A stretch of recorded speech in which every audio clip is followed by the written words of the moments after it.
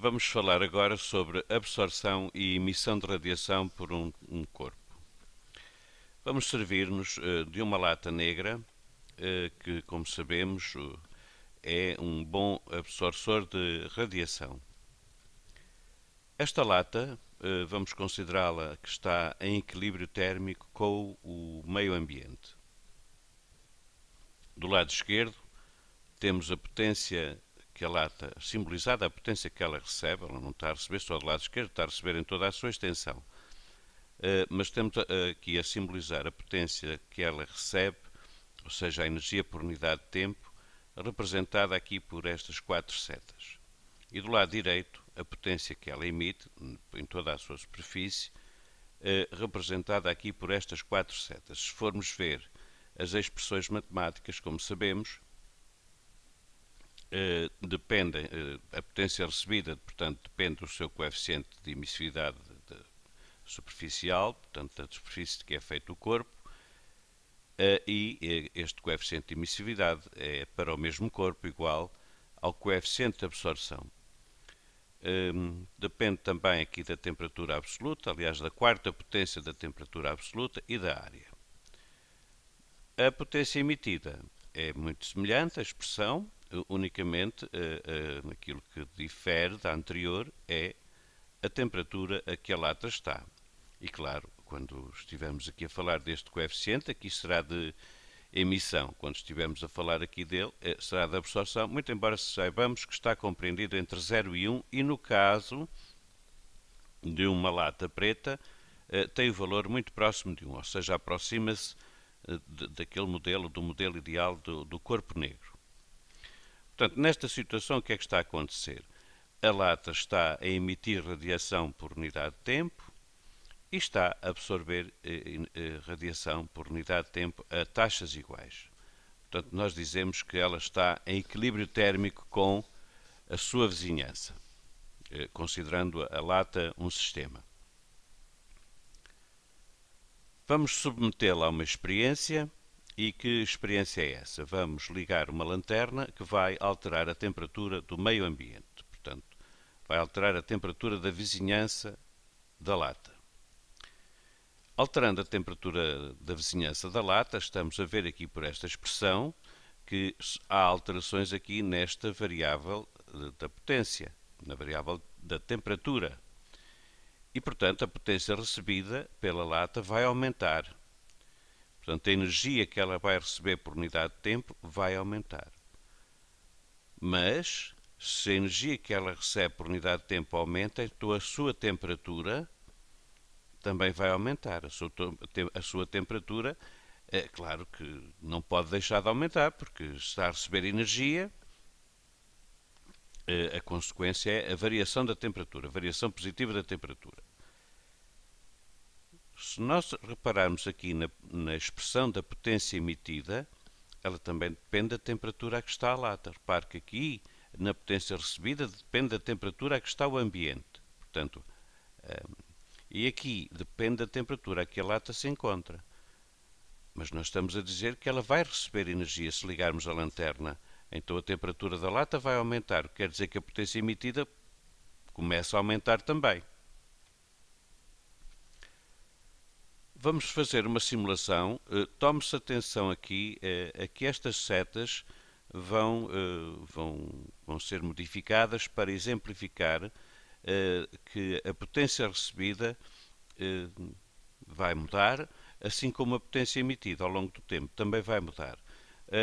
Simultaneamente vai surgir aqui um gráfico que traduz a variação de temperatura da lata em função do tempo. Portanto, em função, indiretamente, da energia que está a receber. Quanto maior o intervalo de tempo que considerarmos, se tivermos a lanterna sempre acesa, sempre ligada, aliás, então a energia absorvida pela lata será cada vez maior.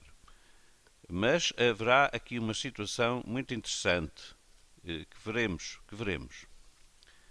Vamos lá então fazer a simulação. Cá está. Esta seta a simbolizar que a potência recebida é maior que a potência emitida, mas repare que a potência emitida está a sofrer alterações porque a temperatura da lata está a aumentar.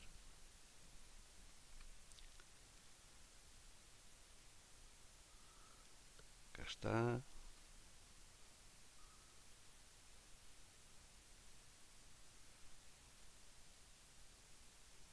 Para a potência emitida a aproximar-se da potência aqui, o que é que aconteceu? Foi desligada a lanterna.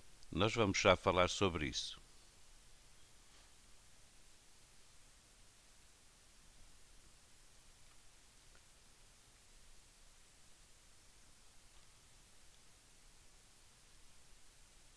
Estamos a regressar à situação inicial. Repare, as setas estão a atingir a mesma configuração, quer dizer que a potência recebida e a potência emitida estão a igualar-se. E claro, aqui estamos a verificar que a temperatura não varia.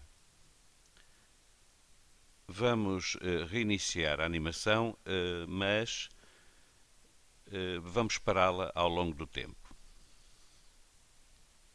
Ora, no início o que é que temos? Esta seta desapareceu por uma questão de animação, é impossível fixar as duas. No início temos aqui um aumento brusco da temperatura na vizinhança da lata.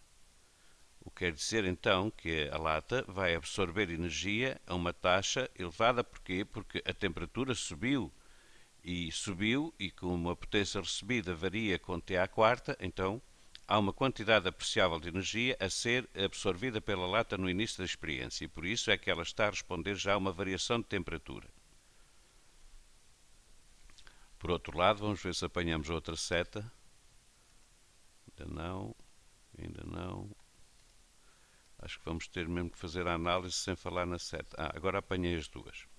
Ótimo. Então o que é que está a acontecer neste instante? Neste instante, repare-se, a potência recebida continua a ser constante. Porquê? Porque a temperatura do meio envolvente da lata, vamos considerar, principalmente aqui nesta região, que está constante.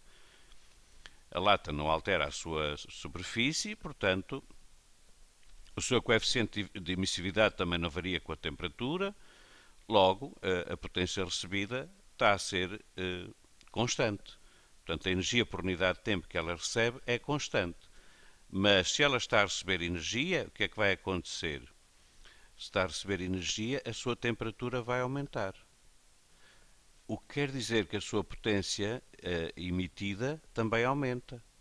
Repare que este coeficiente de emissividade, ou este coeficiente aqui, neste caso, aliás, este da emissividade, porque aqui é a potência emitida, ou aqui este coeficiente de absorção são iguais para o mesmo objeto.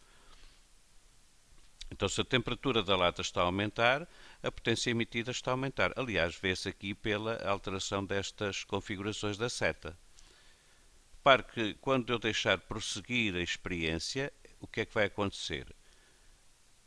Esta potência emitida vai ser cada vez mais elevada. Porquê? Porque a lata está cada vez a aumentar mais a sua temperatura. Mas aumentará a sua temperatura indefinidamente? Vamos ver.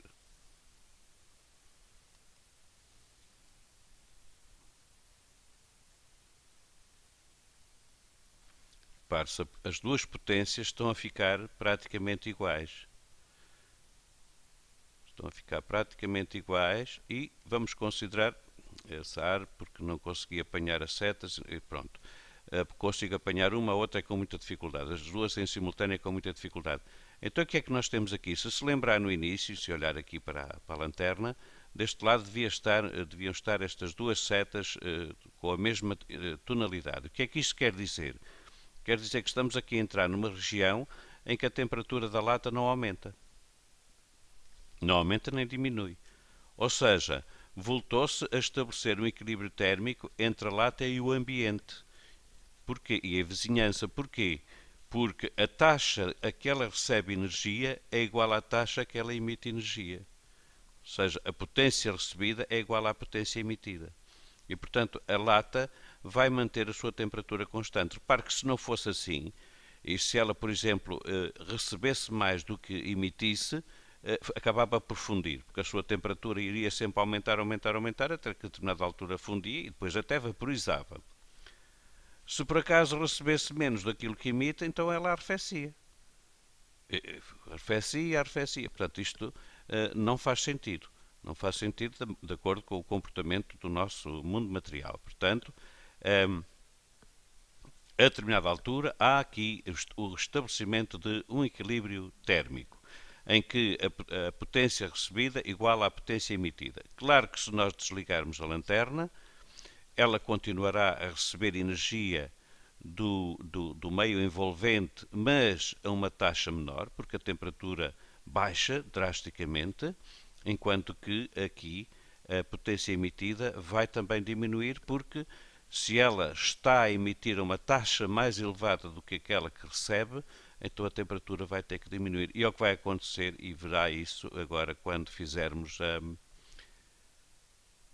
quando desligarmos a lanterna.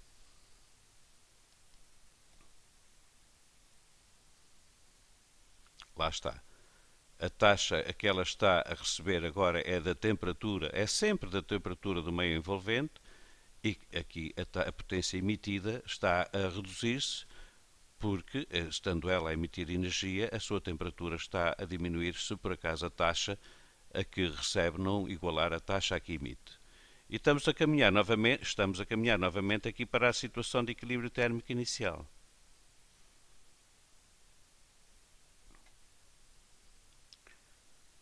Portanto, vamos agora verificar ou ver uma outra situação em que temos 3 latas iguais em termos de área, mas o tipo das superfícies é diferente. Aqui temos uma lata preta, aqui temos uma lata branca mas baça, e aqui temos uma lata com a superfície espelhada.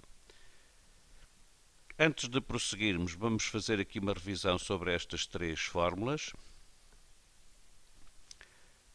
É a lei de Stefan Boltzmann, I igual a S sigma T à quarta. O que é que isto quer dizer? Quer dizer que a intensidade da radiação emitida por um corpo está relacionada com o coeficiente de emissividade ou de absorção, no caso dele estar a absorver energia. Esta é a constante universal de Stefan Boltzmann e esta é o símbolo da temperatura absoluta elevada à quarta potência. Portanto, se queremos saber a intensidade de um objeto qualquer, basta sabermos a temperatura a que ele está. Costumo exemplificar com a mão. A sua mão está, vamos admitir que todos os pontos estão à mesma temperatura. Isto quer dizer que todos os pontos têm a mesma intensidade da radiação que estão a emitir. Se quiser saber qual é a potência, então terá que multiplicar a intensidade pela área. Se olhar para a sua mão, qual dos dedos acha que tem maior potência, ou seja, aquele que emite mais radiação? Vamos concentrar-nos só na emissão. Podíamos concentrar na absorção, mas vamos concentrar na emissão. Se olhar para eles, o mais potente será aquele que tiver uma área maior, porque já vimos antes que estão todos à mesma intensidade, então será o que tiver a área maior. E se lhe perguntar, e qual deles é que emite mais energia?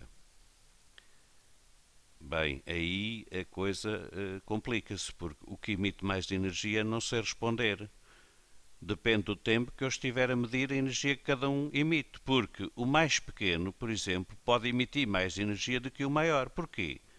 Ora, desde que eu esteja a fazer uma medição num intervalo de tempo muito superior em relação ao maior. Então a energia é a potência a multiplicar pelo intervalo de tempo, a energia absorvida ou a energia absorvida ou a energia emitida. Faz sentido.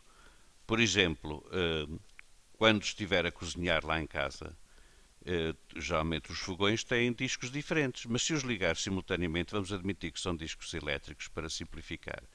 Se ligar, vamos imaginar que são 2, um grande e um pequeno. Liga-os ao mesmo tempo. Se deixar passar um determinado intervalo de tempo suficiente, verificará que a temperatura dos discos do fogão são iguais. E então, se são iguais, o que é que conclui? Ora, os discos estão a emitir com a mesma intensidade. Mas onde é que decide fazer um chá ou onde é que decide fazer uma panela de sopa? Eles são diferentes por algum motivo. Com certeza que vai escolher o mais pequeno para fazer o chá e o maior para fazer a sopa. Porquê? Porque, muito embora eles tenham a mesma intensidade, as potências são diferentes. Porquê? Porque têm áreas diferentes. quanta energia vai gastar para fazer o chá ou para fazer a sopa? Bem, aí depende do tempo em que os vai ter ligados. Até pode gastar mais energia para fazer o chá. Porquê? Olha, porque pode ter controlado a sopa e a sopa cozeu, enfim, e desliga o fogão. E o chá esquece e deixa o fogão ligado. A determinada altura, claro, vai concluir que gastou mais energia para fazer o chá do que para fazer a sopa. Porquê? Porque o disco mais pequeno esteve ligado muito tempo. Portanto, acho que neste momento estão esclarecidos estes três conceitos: intensidade, potência, energia. Todos os pontos da sua mão emitem com a mesma intensidade, porque estão todos à mesma temperatura, por hipótese. A potência está relacionada com a intensidade, mas também com a área, portanto terá maior potência aquele que tiver maior área. E a energia depende do intervalo de tempo em que houver emissão ou em que houver absorção. Há aqui uma coisa interessante. Por exemplo, quando estamos relacionada com esta expressão, nós quando estamos num dia de frio, andamos encolhidos, a nossa pele enruga. Porquê? Porque todos os pontos estarão à mesma intensidade do nosso corpo. Mas se nós enrugarmos a pele, nós estamos a diminuir a área da exposição com a vizinhança, com o que nos rodeia. E se estamos a reduzir a área, já que não podemos reduzir a intensidade porque a temperatura do nosso corpo requer-se que seja constante, ao reduzir a área, estava eu a dizer, nós estamos a reduzir a potência, ou seja, a energia que emitimos por unidade de tempo. E, portanto, é um mecanismo de defesa, o enrugamento da pele quando está frio. Vamos então aqui ver o que é que vai acontecer quando ligarmos estas fontes que têm todas a mesma potência, ou seja, estamos a admitir que a vizinhança vai fornecer às latas a mesma energia por unidade de tempo. Ou tem a possibilidade de fornecer às latas a mesma energia por unidade de tempo. Vamos ver se as latas a absorvem em igual taxa. Vamos, portanto, ligar os candeeiros, eles têm a mesma potência e vamos ver aqui como é que vai surgir aqui o gráfico da variação de temperatura em função do tempo. Repare-se. Ligamos, inicialmente estão mais ou menos à mesma temperatura, mas começam a divergir as temperaturas das latas.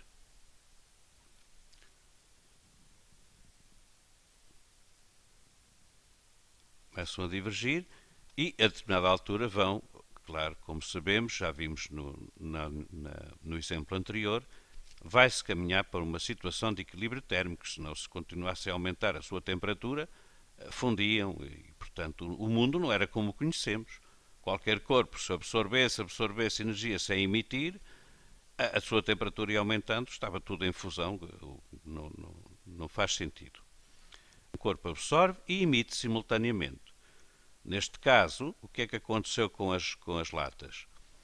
Ora, verificamos que a que sofre uma variação de temperatura mais elevada é a lata negra. O que é que as distingue? A área não. Então, a temperatura e o coeficiente de emissividade.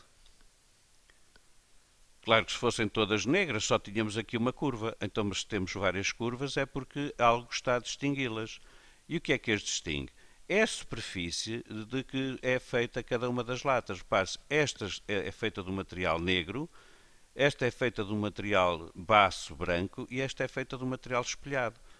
E nós concluímos aqui que, no mesmo intervalo de tempo, a quantidade de energia absorvida por cada uma das latas é diferente. Aquela que absorve melhor energia é a negra, porque para o mesmo intervalo de tempo a sua variação de temperatura foi mais elevada. A seguir ainda foi a branca.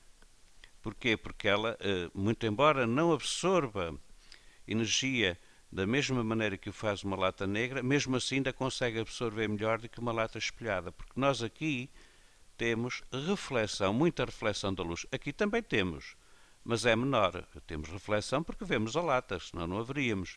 Mas quando temos uma superfície espelhada, a reflexão é mais elevada, é uma reflexão especular, enquanto que aqui é uma reflexão difusa. Na negra podíamos perguntar, então aqui não há reflexão? Claro que há, mas muito pouca. Vamos então aqui outra vez aqui às variações de temperatura para voltarmos a realçar que se não tivéssemos desligado o candeeiro, pois as curvas continuariam num prosseguimento cada vez mais horizontal, a simbolizar que haveria aqui equilíbrio térmico, ou seja, tinha-se estabelecido equilíbrio térmico entre a vizinhança e a lata.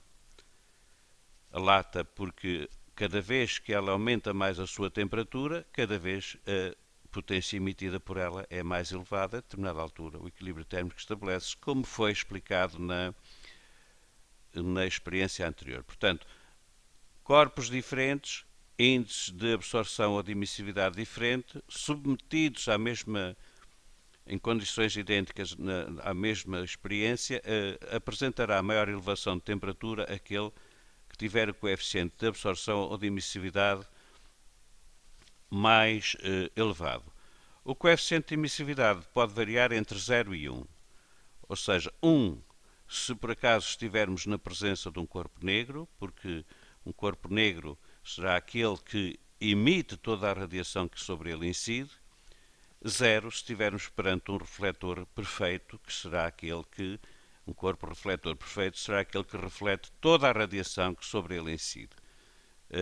Na realidade, não conseguimos nem um nem outro, mas conseguimos grandes aproximações.